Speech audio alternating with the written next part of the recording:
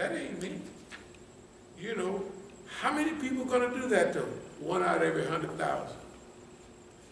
Because it's like the monkey holding the fruit, you know, and he can't let the fruit go so he can't get his hand out. The people can't leave Hollywood because, what do I do? This is so nice, right? It ain't nice. I just popped up. This is everything the white man said is nice. Me cats, white women, Mexicans too, everybody. Everything, right? This is, look, you may not think this is the baddest thing on the road in those days. I don't care what you're driving. There's a big ham with mink in the back, 11 channels on the phone. Now y'all got little telephones. In those days, you had to have a Bro-Ham because the phone unit weighed 300 pounds for you to have a mobile phone in those days. It weighed 300 pounds. The car would be, if you didn't have air ride, it would be sitting down in the back. You know, I just left it. I said, I'm not going to be bothered with this. Nobody does. I don't have any friends that said, one of my friends was telling me, man, why would you do this? He said, man, I still want that stuff. I ain't like you, because we was in the pen together. He said, you living your dream. Because they used to come to the Islamic program. They were friends of mine, you know. And this guy asked him to do something. I said, I'm sincere about it, you know. He's sincere. I know you're sincere. He said, don't you remember I sent you by my house to get something when you went on a furlough? I went on. And all the Negroes used to hit on this woman. That was the rage. It was nicely. So I went by the house, picked up this gym shirt, whatever it was, and I just kept my head down. And then when she walked out of the room, I gave her a son a stack of $100 bills. And I told him, when I leave, to give them to her. And he said, and then he named some of our partners. He said, I sent that nigga by my house, and he told my woman that they called me Big Black Dick and all of that stuff, you know, because they was all pimpish type Negroes, and he'd been in pen a while, you know. He said, I know you're sincere. You know, in other words, he done already ran the test 30 years ago, you know, so I had totally forgot. And he mentioned a few more things. I said, yeah, you forget all that stuff. But they don't forget. You know, they don't forget.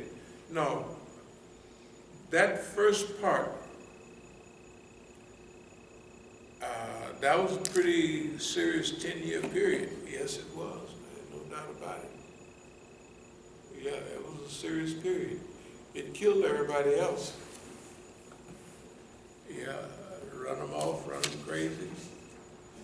And so that's why we're happy to be here. You know, that life makes you happy. You appreciate, you know what I mean? That you're not scared of the FBI. How many niggas is not scared of the FBI? Just people. You don't find nobody in the United States. I have found no flyer that said how to pump the FBI. From radicals, from Negroes, right, from nobody. I just never saw it. It's just natural for us. It's all just a bunch of punks, man. Yeah. The names that you say to bring out, I go on the internet, social media, even the conscious people, they don't even mention none of these names. They don't even mention humanity to me. I said, man, that's why I look at them and say, yo, y'all phony, man. Well, that's why we having, okay, part of our, let's call it research and development, part of our propaganda, part of our educational program, and all of that is to help people understand. They don't know because the media keeps it from them. It's not their fault, they just don't know. It's not your fault. You didn't know who Willie Ricks was. It's not your fault. You you might be considered conscious and semi-conscious, that you know the basic flow of things in the world. But you just didn't know Willie Ricks, Hubert Harrison, them. There's a billion people you don't know about.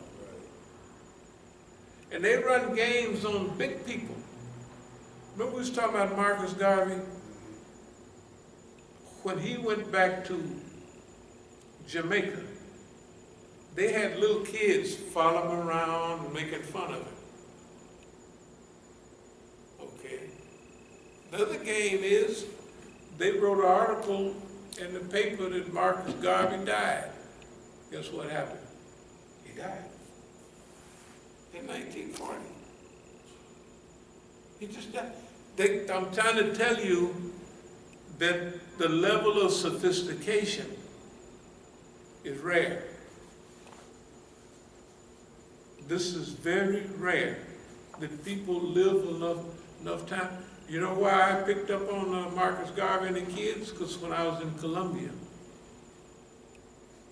the kids followed me everywhere. They liked me. They thought I was sad enough.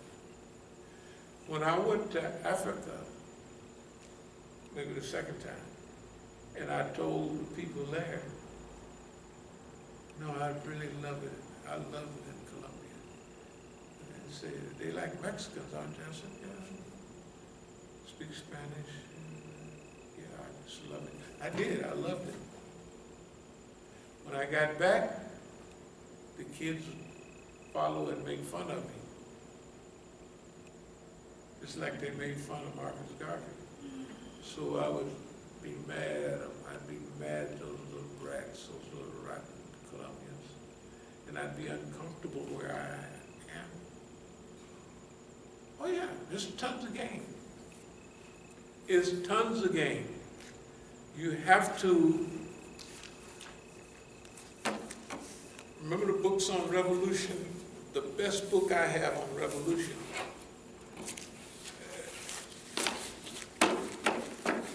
They brought it and set it down there, right there, so I can pick it up and read it. I love that book. It is all, man, the revolutionary struggles from the Peloponnesian, I don't know, back in the Greek days, all the struggles and the revolutionary conflicts. And they wanted me to read it. So I would make a decision here based on physicalization of the struggle. Let's look at all of those. There's no psychological guerrilla warfare, none of it. There's some psychology in it, but it's all physical. War in the Shadows, they call it, something like that. I still got it. It's a great book. I mean, when it talks about William Wallace, it's almost word for word, like what we saw on the movie. Is almost word for word. Almost word for word. There's only 2 pages about William Wallace. It's good, you know? And about everybody else, all the big struggles, the Vietnamese, the Chinese struggle. So that's why we determine when to fight, how we fight, and what material we'll use. Non-violent resistance, followed up by alternative resistance. And to help everybody, it don't make no difference what they believe it or not. We're just gonna do. That's what's good about this time, that we start our regular scheduled programming. We've been doing it all the time, but it's better because now it's focused. We didn't set everything aside, and now we'll do all of those things, stage by stage, system by system. We'll rebuild all the property around, we'll fix up the houses. And still people get a shot. I'm gonna go down over somewhere. And I'm gonna mention to a few people, what was their position on this, that, and other. But I'll say you can take the Fifth Amendment on that if you want. But what is your position from now on? Do you want a chance to live a life that has importance? You know what I mean? Because this is a big deal right now. The life of the tattletale is just not, it's not a, they can say what they want. It is not a life at all. I don't think it's a life. They probably do. But that's because that's what they was taught. Everybody was taught that a government job was great. They go to any school they want. The Negro going. 85, 90% of the Negroes, they're not going to private industry. They're going, right? They're going to get a job with the government. And they're going to be better educated than most white folks too. But they're going to be there because it's stable and it's paycheck, paycheck. And they'll do it. And they'll die. All these places. I asked everybody, you want to go away? You want to get me on this?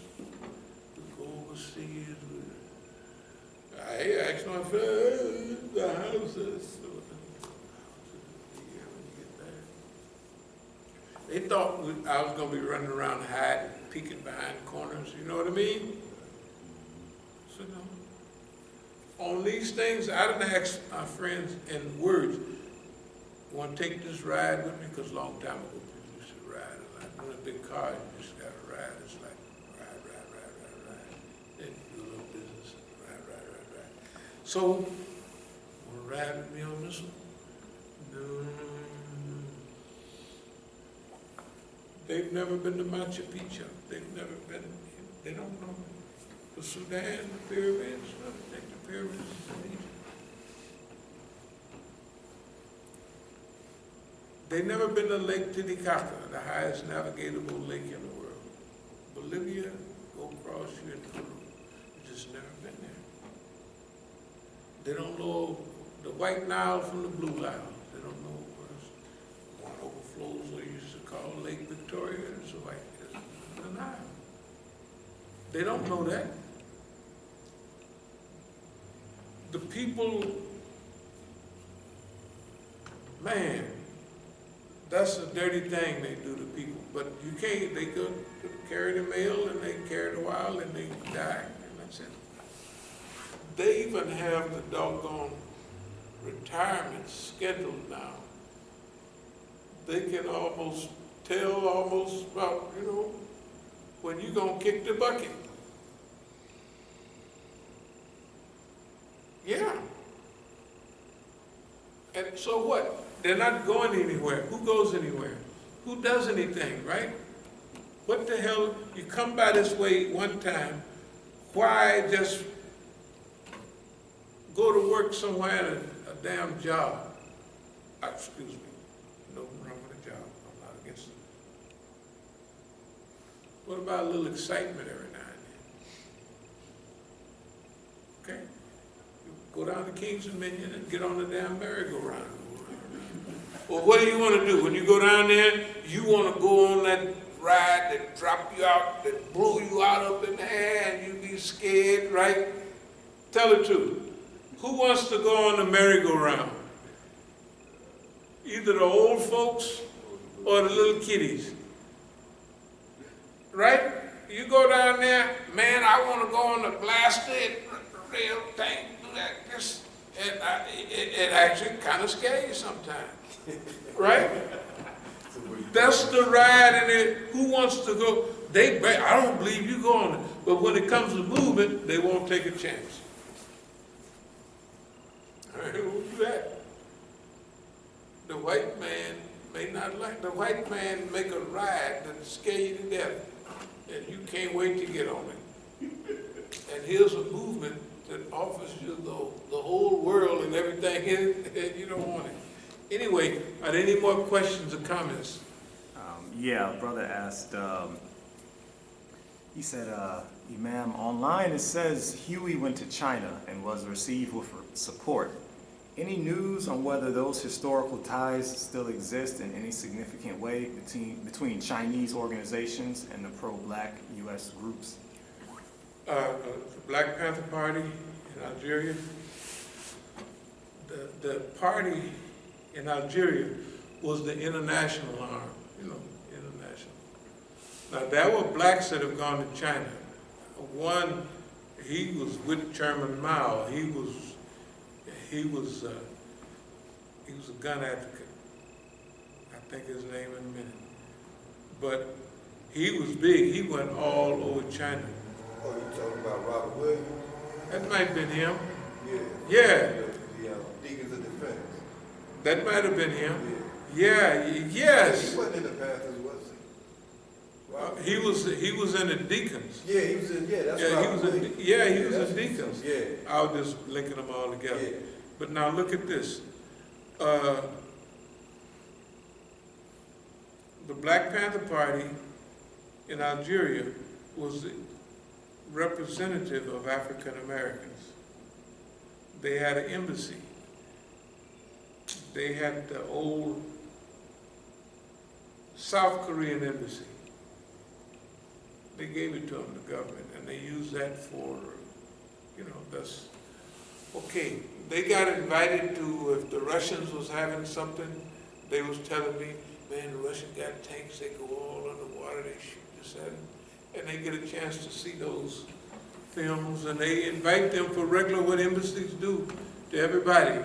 We were a regular part of that. In fact, I got some pictures in one of the papers. Maybe I'll bring it next week. But now, the old ties. Do you remember seeing some of the flyers from, what's the guy in Oakland used to write? Emory? You remember some of it is in Arabic, Spanish, and all of that.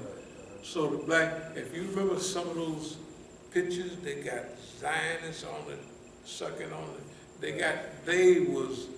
Hey man, they evolved quickly in that way. But they couldn't evolve fast enough to utilize. So when you talk about, is he talking about China and the contacts now? Yeah, with relation to them. I don't think that there's any, Allah knows best. First of all, the Black Panther Party here is technically not really functional. They have a few papers and little things in California. But the new Black Panther Party and those people, they don't have, no. So basically, no. Okay. And remember, the party didn't stay true to its principles. If you talk about Huey Newton became a drug addict. Yeah, he became a dope fiend. That's why he got killed about crack by or something. Yeah, he swallowed whole what the system wanted him to swallow. Eldridge wasn't no better. Eldridge was worse almost. And I don't know if y'all, there's another guy, Marvin X. Marvin X and Eldridge used to hang together. They both got hooked on that pipe. See, Eldridge was like a slut. Yeah, that's the best word. A slut. He wasn't, even if you see the movie, he got Bobby Hutton killed, the young guy,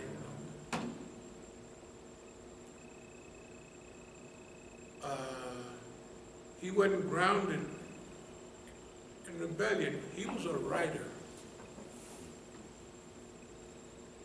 But all of that gangster stuff,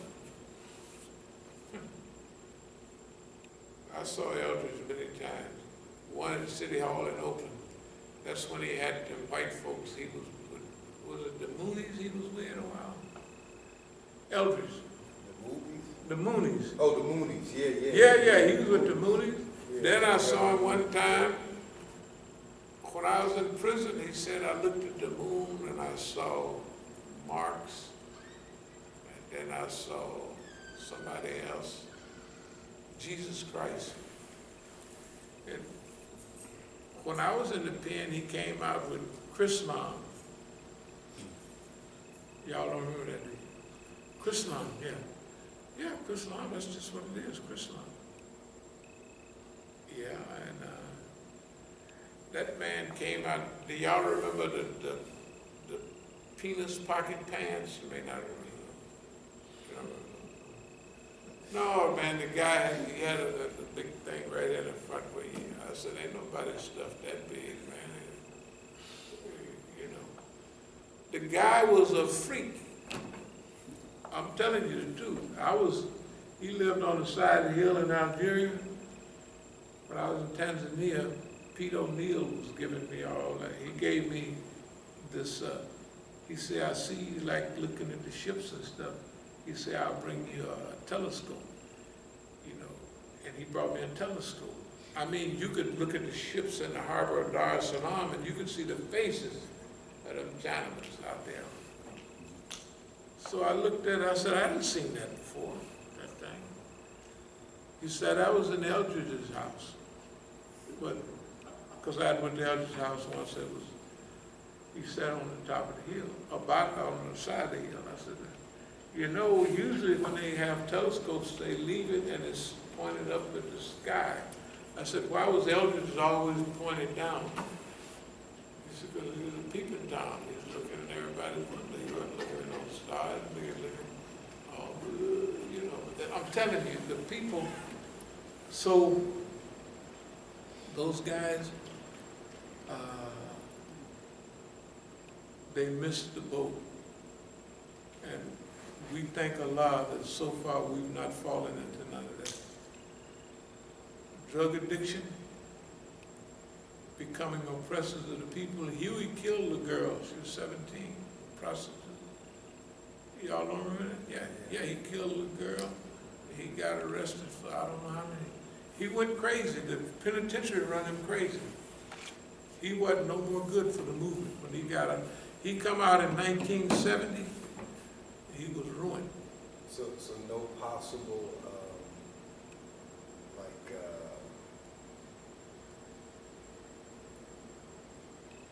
government manipulation? Oh, of Huey? I mean, yeah, you know, like what you talk about with, you know, certain things that have happened